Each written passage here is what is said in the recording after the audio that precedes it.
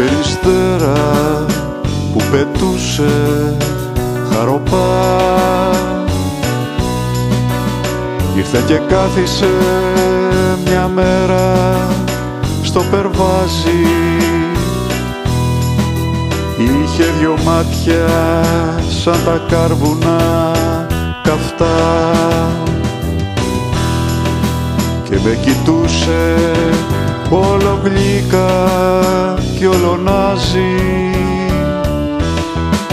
Ήτανε δώρο απ' το Θεό ή της ζωής παράξενια που ήρθε και διάλεξε στο πλάι μου να φτιάξει τη φωλιά, και ενώ παρέμεινε εκεί σκορπώντας γέλιο και χαρά, εγώ που δεν είχα φτερά μια μέρα πέταξα μακριά.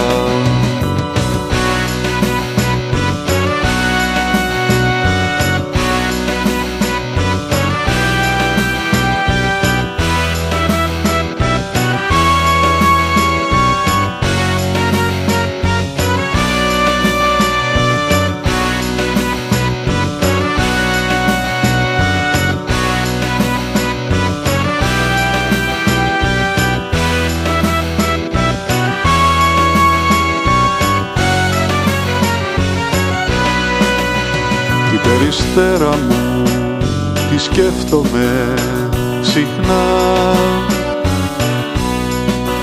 και αναρωτιέμαι πως να ήταν η ζωή της όταν σε άλλον δίπλα έφτιαξε φωλιά.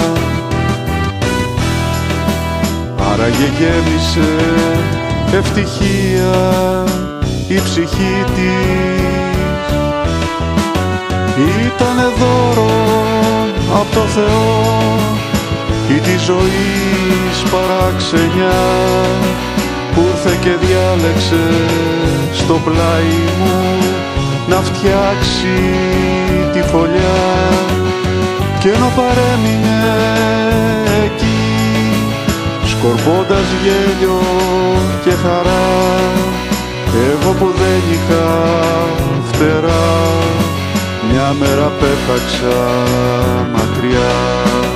Εγώ που δεν είχα φτερά μια μέρα πέταξα μακριά.